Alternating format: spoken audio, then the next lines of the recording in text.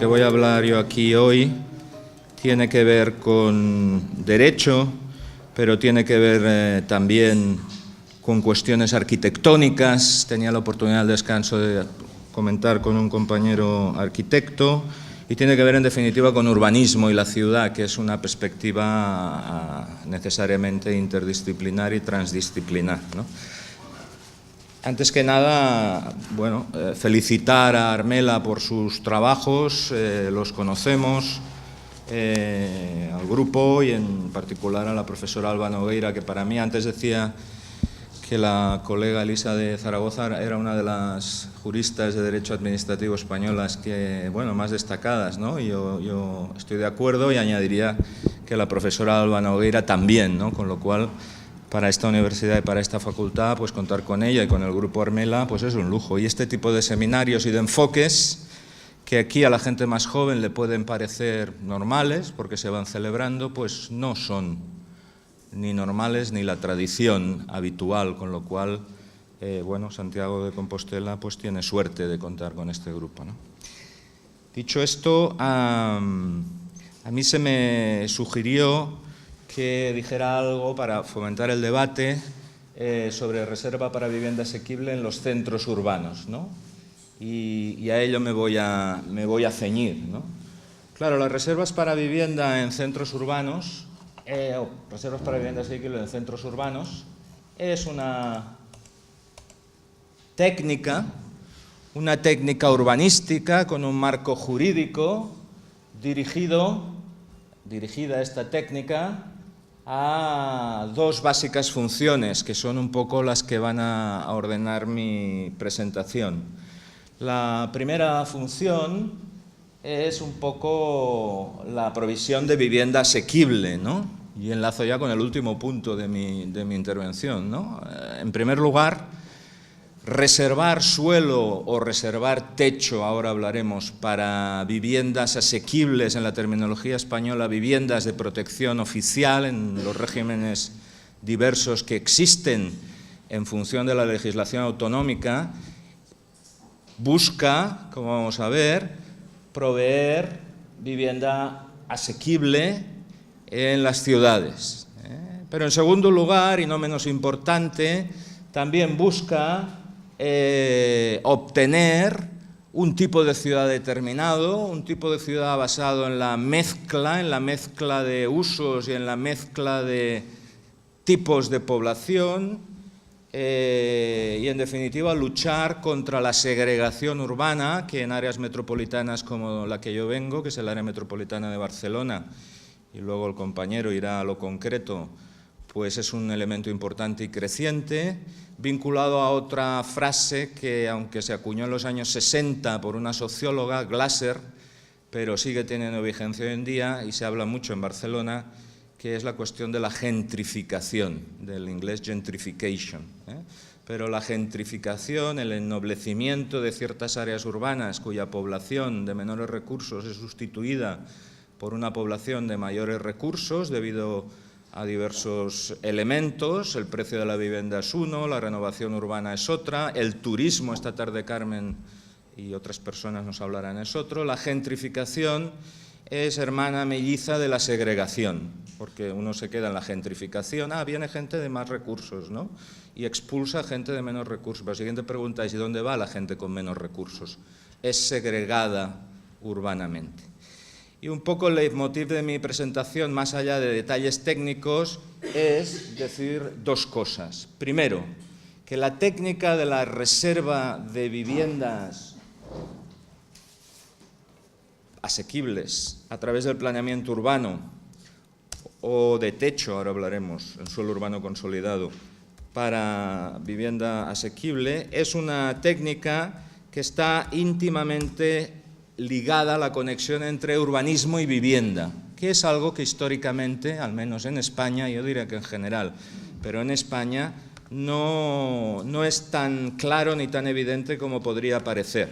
Normalmente, esto es una afirmación para el debate, en España urbanismo y vivienda han vivido de espaldas, lo cual es un poco sorprendente, hay arquitectos en la sala, porque ¿qué es una ciudad, no? Nuestro Tribunal Constitucional en diversas sentencias dice, bueno, el urbanismo básicamente se refiere a la ordenación de los asentamientos humanos. La gente, mucha gente, cada vez más gente, vive en espacios urbanos, ¿no?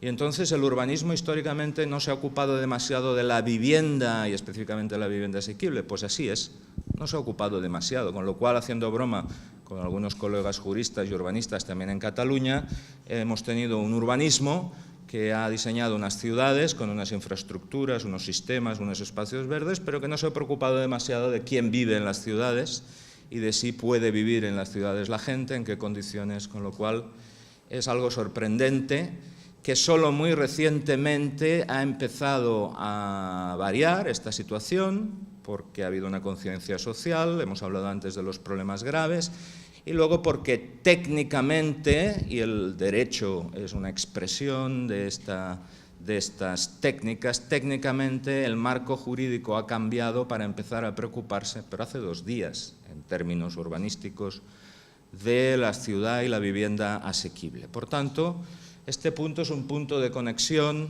las reservas para viviendas asequibles es un punto de conexión entre urbanismo y vivienda, si lo quieren poner de esta manera, entre arquitectura y derecho, ¿no? Porque, en definitiva, más allá de cuestiones técnicas que yo les voy a comentar ahora, me gustaría citar a un colega norteamericano, un profesor de Derecho Urbanístico ya fallecido, que yo tuve la suerte de conocer y hacer una recensión aquí en España de una obra suya, que podríamos traducir por barrios ricos bajo asedio, ¿no?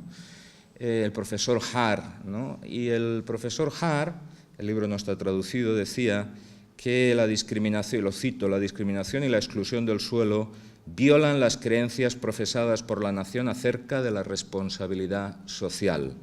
Hacer realidad en la vida de las personas la vivienda asequible es así una batalla para definir el carácter de una sociedad. Por tanto, yo voy a hablar ahora de leyes, voy a hablar de planes, voy a introducir lo que está intentando hacer el Ayuntamiento de Barcelona, pero estamos hablando de algo importante, en qué ciudades queremos vivir y qué tipo de sociedades queremos tener, ¿no?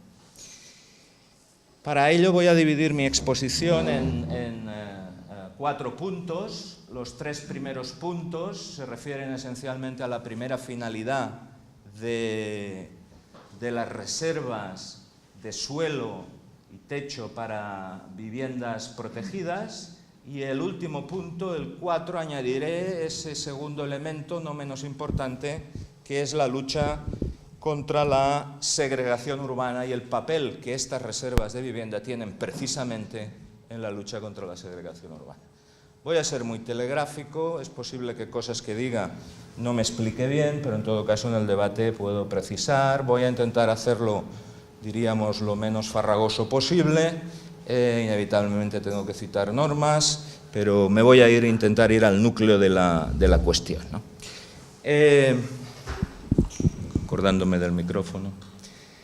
Vamos a ver cómo las reservas para vivienda asequible es algo que desde hace muchos años se está aplicando en todo el mundo, que en inglés recibe una terminología determinada.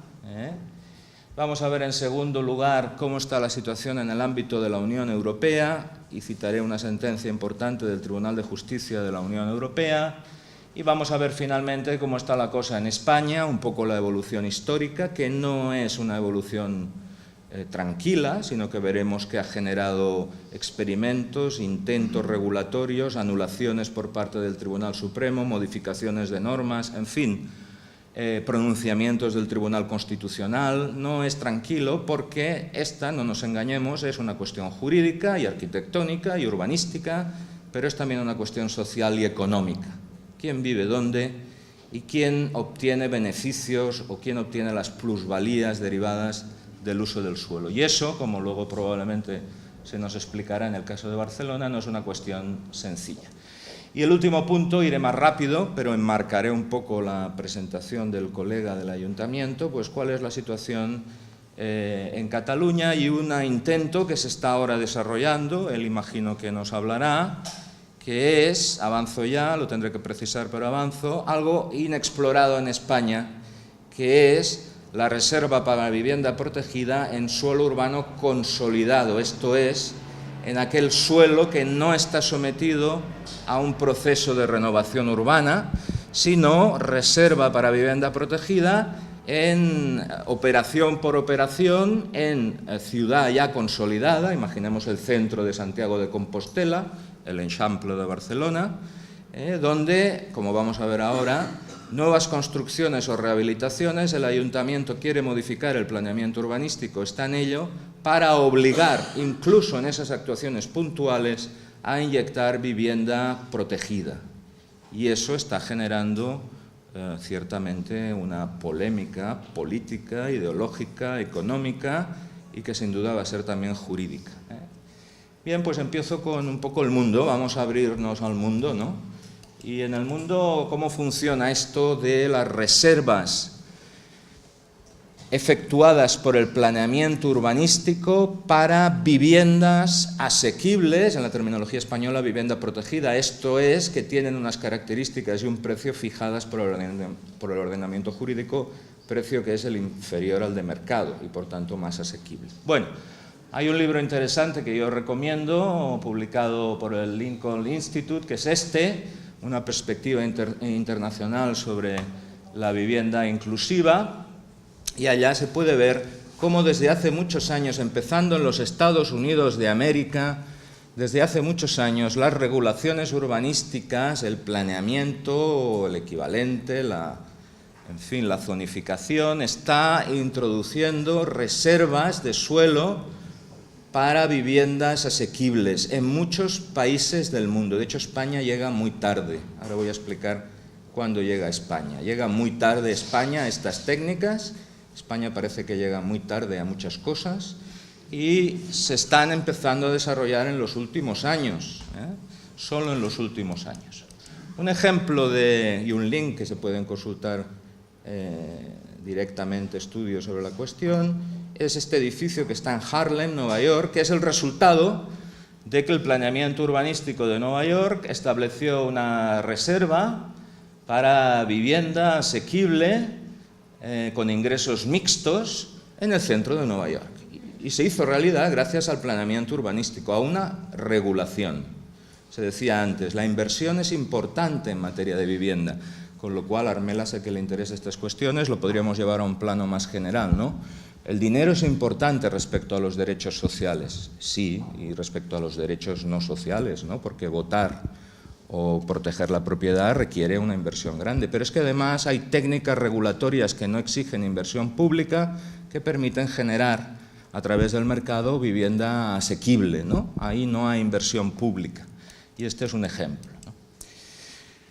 Inmediatamente, también en Estados Unidos, surge una polémica que ahora recuperaremos, ¿no? Cuando el planeamiento establece que en una zona determinada solo se pueden construir un tipo determinado de viviendas que tienen una calificación jurídica X con precio bajo el mercado, eso supone, en terminología angloamericana, en este caso norteamericana, supone regulation o supone taking, supone regulación o supone expropiación. Quien desarrolla ese terreno se le está sustrayendo una parte de, diríamos, de sus derechos y por tanto habría que compensar, o es simplemente una regulación en base a la función social de la propiedad. Ha salido antes este concepto, volverá a salir todo el día, ¿no?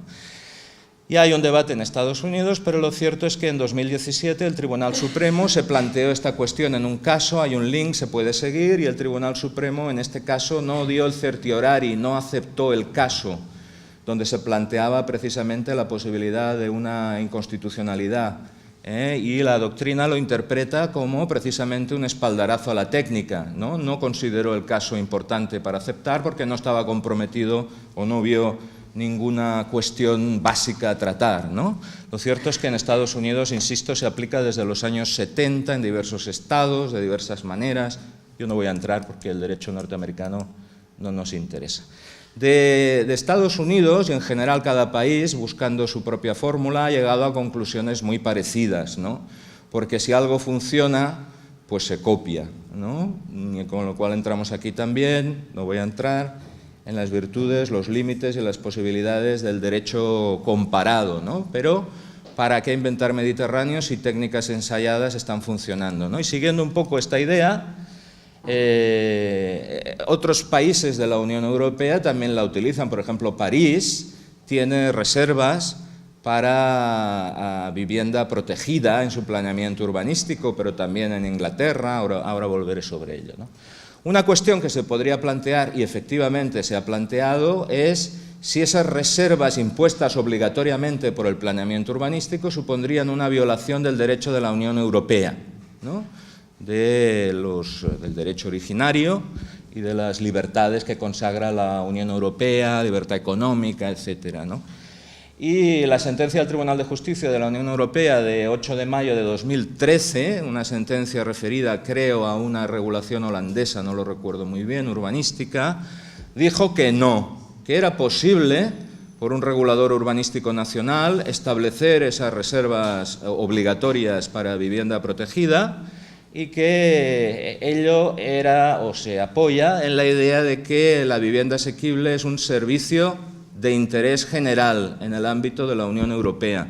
Así lo había declarado antes de esta sentencia el Parlamento Europeo, o antes o simultáneamente, ¿no? El Parlamento Europeo, donde reconoce a la vivienda social como parte integrante de los servicios de interés económico general. Eso nos lleva a toda una reflexión interesante, pero a mí lo que me interesa ahora retener es esta idea: no vulnera el derecho de la Unión Europea que un legislador lo prevea y que un regulador urbanístico lo implemente, ¿eh? En Inglaterra tienen la técnica a la manera del derecho inglés, básicamente a través de pactos concretos. Les reproduzco el artículo de la ley inglesa. En Francia ya he hablado del caso de París, proviene la cobertura legislativa de una serie de normativas francesas, empezando por la Ley de Solidaridad y Renovación Urbana del año 2000, que prevé que en las ciudades de más de 50.000 habitantes al menos el 20% del stock de vivienda deba ser vivienda social, técnica que, por cierto, copió en 2007 la ley catalana del derecho a la vivienda, no nos interesa, pero en fin. Y yo un poco lo que decía en mi intervención antes en el debate es que es bueno también distinguir en el ámbito de las reservas para vivienda protegida diversos planos de discusión, porque si no nos podemos hacer un lío, ¿no? Y hay un plano de discusión ideológico, hay gente que sencillamente no le gusta, por la razón que sea. Hay un plano de discusión económico, normalmente el ideológico y el económico van bastante juntos, ¿eh? ¿Por qué? Porque el que espera obtener grandes plusvalías con la venta de vivienda, pues las va a obtener, pero va a obtener menos, ¿no? Y a nadie le gusta ganar menos de lo que quiere ganar, sobre todo si quiere ganar mucho, ¿no? Y luego hay cuestiones jurídicas. Yo me voy a referir a las jurídicas, pero está flotando en el ambiente todo el rato las otras cuestiones, ¿no? Y por tanto ceñirnos a un análisis puramente formal jurídico sin tener en cuenta el contexto me parece que sería estéril, ¿no?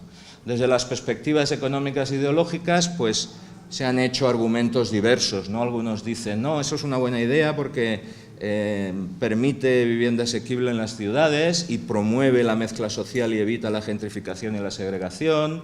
Es un buen ejemplo de colaboración público-privada, ¿no?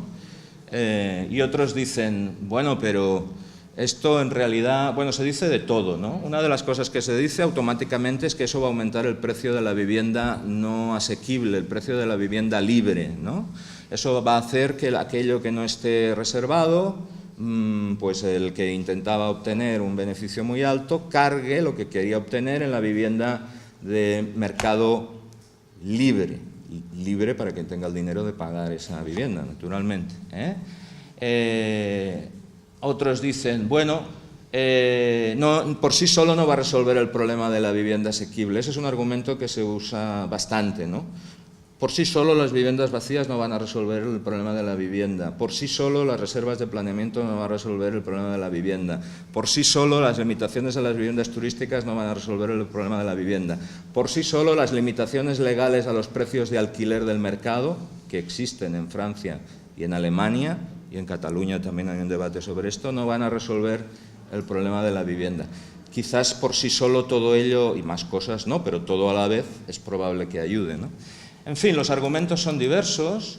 En todo caso, sobre el tema de si encarecen o no las reservas de vivienda protegida, la vivienda en general, tenemos un caso en España clásico y estudios de Roca Cladera, que trabaja en la Universidad Politécnica de Cataluña, que lo ha estudiado, yo tengo el estudio publicado, con mucho gusto lo puedo proporcionar, donde él, con estudio empírico, desmonta esa teoría, ¿no? Allí donde se inyectan cantidades de vivienda asequible a través de reservas, el precio de la vivienda libre no sube. Es más, en el caso de Vitoria, que tiene casi un 50%, habrá gente que lo conocerá mejor que yo, ha servido incluso de contención al precio del libre de mercado, porque existe un stock importante donde los ciudadanos pueden optar a una vivienda asequible protegida, ¿no? Otro argumento, él nos lo explicará probablemente, es, hombre, esto que lo regula una ciudad es mala idea porque se debería tener una visión metropolitana, ¿no? Porque esto, claro, si Santiago o Barcelona toma una decisión, eso acaba impactando en todo el área metropolitana, esté formalmente constituida o en términos económicos, ¿no? Con lo cual la respuesta es que sí, que sería una buena idea la regulación metropolitana, pero si no existe regulación metropolitana y en espera de que algún día exista, pues las ciudades, luego discutiremos esto, en base a su autonomía local y a sus competencias en materia de urbanismo y para proveer vivienda asequible a sus ciudadanos, tienen las competencias y las responsabilidades para adoptar esa decisión, ¿no? Esto es interesante, luego volveremos. España tiene un urbanismo que ya conocemos todos, con sus leyes del 56, del 76, sus reformas posteriores, etcétera, etcétera, hasta llegar a nuestro texto refundido de 2015. Y España pues ha dormido tranquilamente el sueño en su ley del 56, en su ley del 76 no se decía nada al respecto. Esto es una larga trayectoria que yo voy a resumir muy brevemente de la siguiente manera. Las leyes del 56 y del 76 nada decían sobre reservas de vivienda protegida en el planeamiento urbanístico, ¿eh? Simplemente contenían, dentro de las funciones generales del planeamiento urbanístico, la posibilidad de establecer zonas y dentro de las zonas decidir la clase y el destino de los edificios, ¿no? Lo decía la ley del 56, lo repite el texto refundido del 76, ha llegado de hecho hasta hoy, ¿no? Pero algunos ayuntamientos, preocupados por el problema de vivienda, pues empezaron a utilizar esta técnica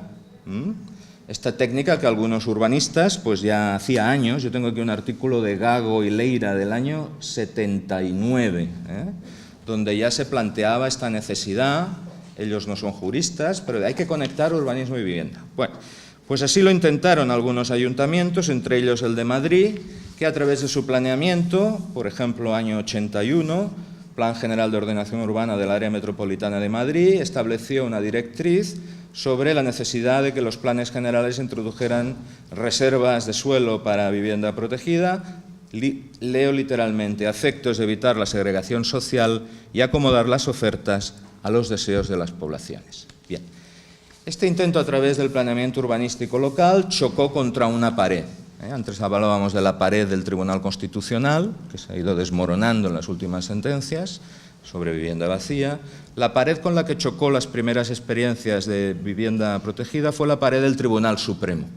El Tribunal Supremo, a partir de una sentencia de 1 de junio de 1987, ponente señor Delgado Barrio, estableció una doctrina, fue un leading case, que luego se siguió por muchas sentencias, y dijo varias cosas, varias cosas, en mi opinión, discutibles y discutidas en su momento por otras personas. Y dijo, primero, no hay cobertura legal para hacer las reservas para vivienda protegida. No nos sirve esa genérica llamada al planeamiento urbanístico para establecer zonas. Falta cobertura legal, los planes de urbanismo son meros reglamentos, así lo decía, y la construcción de vivienda protegida debe impulsarse a través de una actividad de fomento, no a través de elección voluntaria, no a través de obligaciones. Bueno, sobre el tema de la cobertura legal, pues podríamos discutir más o menos, no voy a entrar, es un típico tema de relación entre ley, planeamiento, etcétera. Choca que esta sentencia del año 87 no mencione para nada el artículo 47 de la Constitución, no se menciona para nada, en ningún momento. Ahora bien, sobre el tema de que la construcción de vivienda protegida deba estar asociada solo a un régimen de fomento, en mi opinión, y así lo puse también por escrito en esos momentos, en mi opinión, era una extralimitación judicial. El juez no es nadie para decir qué tipo de política pública debe desarrollarse para proveer vivienda asequible. Eso lo deberá decidir quien está legítimamente habilitado para ello, que es en su caso el legislador y el Poder Ejecutivo, ¿no? Bien, el caso es que esta era la situación y en las leyes de los años 90 y luego un Real Decreto Legislativo del 92, esto es la prehistoria, pero vivimos ahora de la prehistoria, en el año 92, finalmente, el texto estatal del 92 incluyó en su artículo 3 la facultad de calificar terrenos para la construcción de viviendas sujetas a algún régimen de protección oficial. Fue la reacción a esta jurisprudencia. Y, por tanto, desde el año 92 teníamos esa habilitación general en el decreto legislativo del año 92.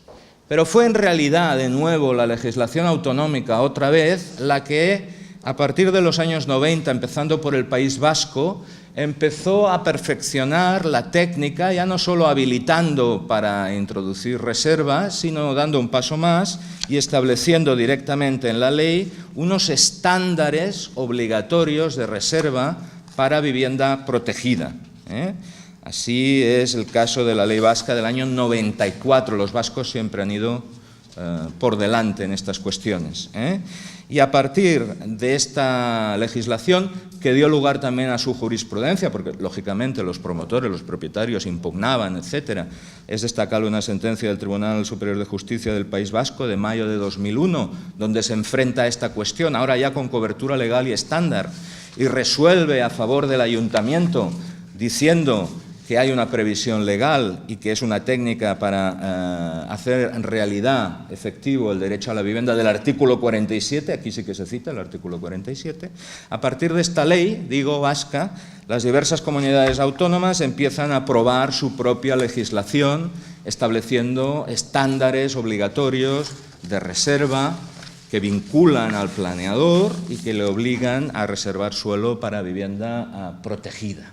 Suelo para vivienda protegida o reservas para suelo para vivienda protegida que deben establecerse, dice toda esta legislación, dentro de las tres categorías tradicionales de suelo, el suelo urbano, el suelo urbanizable y el suelo no urbanizable, deben establecerse, dice toda esta legislación, en suelo urbanizable, nuevo desarrollo de ciudad, y en suelo urbano no consolidado, para entendernos, rápido, reformas interiores, procesos de renovación.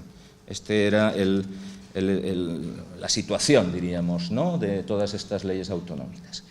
Y en la legislación estatal, esa primera idea del año 92 se acaba consolidando en la situación actual, que es el texto refundido de 2015, texto refundido de 2015, Ley de Suelo y Rehabilitación Urbana, artículo 20, se establece ahora ya, no se ve porque es muy pequeñito, pero establece ahora ya un estándar, no solo una habilitación, sino un estándar obligatorio para todo el territorio del Estado, que cifra en, como mínimo, un 30% de la edificabilidad residencial prevista por la ordenación urbanística, en lo que es suelo urbanizable, no utiliza esta terminología la ley estatal, ahora no voy a entrar en eso, en lo que es suelo rural que vaya a ser incluido en actuaciones de nueva urbanización y 10% como mínimo en suelo urbanizado que deba someterse a actuaciones de reforma o renovación. Estándares, por tanto, del 30 y del 10 en suelo urbanizable y en suelo urbano no consolidado. Esa es la situación estatal. Hay otra disposición transitoria que hace una mención, yo no me voy a detener, voy a dejar la presentación. Y ahora llega la novedad y con eso voy a terminar, diríamos, en unos minutos mi presentación, que es la que probablemente se nos va a dar noticia con más detalle. La novedad llega ahora porque, siendo esa la situación, podemos hablar de cómo han funcionado estas reservas, de cómo ha costado su desarrollo, ha sido lento. Solo en los años 2000 empiezan a impulsarse todas estas legislaciones. Coincide con la caída. Las reservas de suelo para vivienda protegida funcionan bien económicamente en un mercado en expansión cuando hablamos de suelo urbanizable, ¿no? Por tanto, eso en el boom que hubo en la década de los 2000 hubiera sido ideal ya tener a punto esta legislación. No era el caso. En Cataluña se empezaron a diseñar las primeras reservas en el año 2002, ¿no? Cuando esto se empezó a poner en marcha ya cayó el mercado, ¿no? Con lo cual vino la gran crisis, ¿no? Y por tanto las reservas han funcionado menos porque ha habido menos actividad, ¿no? Pero claro, si nos interesa, todo el mundo se llena la boca y los académicos publicamos sobre la necesidad de repensar las ciudades del suelo urbano, ¿no? Que no podemos estar siempre. El urbanismo español ha sido un urbanismo de expansión, ¿no? Pueden ustedes coger manuales clásicos de derecho urbanístico, ¿no? Y ahora debemos irnos hacia la renovación y hacia la rehabilitación, de ahí que las últimas leyes estatales incorporen eso en el título. En fin, suena bien, ahora hay que bajar de la metafísica a la física, ¿no? ¿Y la física cuál es? La física es, y con esto termino, el nuevo paso que se da, en lo que yo sepa, solo en Cataluña, pero me gustaría en el debate abrir el debate, en lo que yo he podido saber, solo en la legislación catalana de urbanismo y de vivienda, se prevé reservas obligatorios, estándares obligatorios de reserva para viviendas protegidas en suelo urbano consolidado.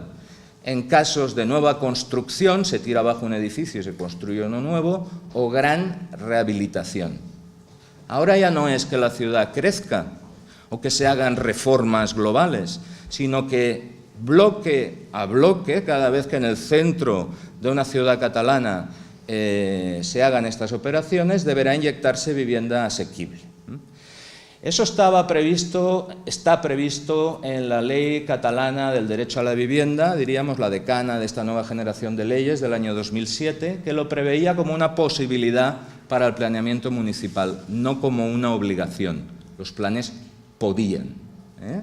También se prevé en la legislación urbanística catalana, 2010, en el reglamento. Yo os lo dejo aquí para que vean la letra de la ley, pero la idea es sencilla, ¿no? Toda esta normativa acepta la posibilidad de imponer esas reservas en suelo urbano o consolidado. También la ley, Barcelona tiene una ley propia, también lo acepta, pero todo eso ha estado durmiendo el sueño de los justos durante 10 años. Había una previsión legal de reservas para vivienda protegida en suelo urbano consolidado, pero ningún ayuntamiento hasta el momento había activado esa posibilidad legal en su planeamiento. Debo decir que en el debate de la ley ya fue muy conflictivo porque se tocaban temas sensibles. Pues bien, y ahora supongo que nuestro ponente completará mi exposición, es Barcelona, en su plan de vivienda primero y ahora en una modificación del Plan General Metropolitano, la primera ciudad que ya está siendo copiada por otras catalanas, he oído hablar de Sant Cugat del Vallès, que lo ha aprobado recientemente, y otras, en que está o quiere establecer, está en aprobación inicial, ahora lo va a explicar él, pendiente de una aprobación definitiva de la Generalitat de Cataluña, donde va a haber una discusión sobre intereses locales y supralocales, lo podemos dejar para luego, establece ya un 30%, una reserva obligatoria del 30% del techo, diríamos, para vivienda de protección, en toda, lo ven ahí, está muy lejos, nuevas construcciones, ampliaciones, grandes rehabilitaciones, siempre que sean promociones de un determinado tamaño, él lo concretará, y se aplaza la entrada en vigor durante 2 años para no perjudicar económicamente operaciones en curso. Ha habido todo un movimiento de petición de licencias que él conoce muy bien, en fin. Esto es lo que está en marcha. Pregunta, ¿esto es constitucional? ¿Es legal? ¿Se puede hacer? Ya sabemos, hablábamos en broma antes que los juristas por defecto es no. Uy, esto debe ser terrible, ¿no? Y en prensa, en fin. Bueno, pues yo les doy mi opinión, ¿no? Tenemos un dictamen del Consejo Consultivo de la Generalitat de Cataluña, ahora Consejo de Garantías Estatutarias, que en su día analizó el proyecto de ley y lo analizó. ¿Esto es posible con el marco constitucional en vigor y las competencias y tal? Y dijo sí. Tienen ahí el número y lo que dijo. Y si miramos las diversas sentencias del Tribunal Constitucional que se han ocupado de reservas para vivienda protegida, porque hay varias, mi conclusión es que lo poco que dice la legislación estatal sobre vivienda protegida, hemos visto el artículo 20 del texto refundido de 2015, lo dice en virtud del artículo 149.1.13, bases de la planificación económica. Y es una directriz de ordenación mínima, que puede ser, por supuesto, desarrollada autonómicamente, en virtud de las competencias urbanísticas. Y igualmente, cuando ha reflexionado sobre el 149.1.1 en conexión con el derecho a la vivienda, también ha reflexionado sobre la existencia de un mínimo común denominador que no impide otras políticas públicas diversas adoptadas por la legislación autonómica. Estas son las 4 sentencias de referencia, yo les remito a ellas, me tienen que creer en lo que yo les diga, aunque podemos debatir, yo las interpreto así, pero me someto a otra interpretación y les copio aquí alguna referencia de estas sentencias, ¿no? Donde realmente, bueno, va en la línea que yo les intentaba sugerir, les copio alguna reflexión. Básicamente sería una competencia urbanística autonómica esa decisión y nada impediría en el ámbito estatal desarrollarla. Debate sobre otra cuestión, ¿no? Una reserva obligatoria para vivienda protegida es, dicen algunos, una cesión, una nueva cesión obligatoria en suelo urbano consolidado que vulneraría lo que ha dicho el Tribunal Constitucional, de que los propietarios en suelo urbano consolidado no pueden ser obligados a ceder nada, ¿no? Yo no veo que sea una cesión, pero lo podemos discutir, ¿no? En mi opinión, ahí no hay carga ni deber urbanístico de hacer nada, sino que, en mi opinión, se trata de una calificación urbanística. Carmen por la tarde nos hablará de zonificación, zonas, ella es una especialista. En mi opinión, es una calificación urbanística que establece un uso urbanístico determinado, delimitando el derecho de propiedad conforme a la función social de la propiedad, de toda la vida, de Dios, y no vemos mayor problema, Y termino. Ahora nos explicarán los detalles, ¿no? Pero esta es la nueva generación que espero venga de leyes autonómicas, ¿no? Que nos dejemos, hoy es un gran problema, es que, claro, no hay dinero, es que, ¿qué vamos a hacer? Bueno, pues inyectemos a través de reservas de suelo, como hacen otros países en suelo urbano consolidado, generemos mayor número de vivienda asequible y, segunda parte, voy a pasar como una exhalación, promovamos lo que nos interesa, que es ciudades basadas en la mezcla social y no en la gentrificación y en la segregación. Y a partir de aquí dejo mi presentación, el problema creciente de la segregación urbana en toda Europa y especialmente en España, el movimiento hacia ciudades de tipo americano, norteamericano, todo un debate académico que hay sobre si la segregación urbana es buena o no es buena, que yo creo que se puede saldar con los datos que tenemos con la conclusión de que, hombre, buena no es, por determinadas razones. Y en todo caso, un elemental principio de precaución social ante los posibles efectos de esa segregación urbana, conectada con la segregación escolar, con la segregación religiosa, nos impondría adoptar técnicas para evitarla, ¿no? En fin, yo eso lo dejo ahí encima de la mesa. Desde luego la ONU a nivel internacional va por esa línea. La ONU insiste en la necesidad de inyectar mezcla a través de técnicas urbanísticas en sus directrices internacionales sobre planificación. En un reciente documento que hemos podido traducir en Barcelona, insiste en la necesidad de inyectar reservas de vivienda protegida con mezcla. En fin, debe estar equivocada la ONU o no. La nueva agenda urbana va en esa línea con la idea del derecho a la ciudad, de la mezcla, de la vivienda asequible, de evitar la segregación residencial. Tenemos toneladas de documentos, de reflexiones, desde el derecho, la arquitectura, la sociología, creo que Soja es sociólogo, ¿no? Donde habla de la justicia espacial, de las ciudades. En fin, la OCDE también insiste, en fin, que a todos nos parece todo muy bien, la legislación francesa, con su objetivo de mixité social, el propio derecho urbanístico español, ¿no? He citado el artículo 20, cuando lo lean o lo repasen, fíjense que en la ubicación de vivienda asequible insiste en la cohesión social y en evitar la segregación. Han pasado a ser principios jurídicos ya, legalmente vinculantes, ¿no? El artículo 3 del texto refundido de 2015 vuelve a hablar de integración social en varias ocasiones. La legislación autonómica habla de nuevo, la catalana y otras. Ahora la balear, la ley de vivienda balear, recientísima, tiene un artículo sobre cohesión social. Incluso hay sentencias del Tribunal Supremo sobre ubicación de vivienda asequible. Les cito una, 11 de diciembre de 2003. En fin, a todos nos parece que haya una mezcla social en las ciudades es buena. Sobre el papel, la filosofía nos parece bien. El problema es que bajarlo eso al metro cuadrado e imponerlo en garantía del interés general, eso, amigos y amigas, es otra cosa. Y la pregunta que dejo encima de la mesa es si conseguiremos evolucionar desde la zonificación que nació en el siglo XIX y que esencialmente fue, Carmen sabe mejor que yo, un elemento de exclusión, ¿no? Zonificaciones en California, de lavanderías chinas, en Nueva York de peleteros, porque se intentaban separar poblaciones que no gustaban. Si eso, vamos a ir evolucionando hacia una zonificación incluyente de tipos de vivienda diferentes, de rentas distintas, o no, ¿no? Esa sería un poco la pregunta. Y lo dejo aquí. Gracias.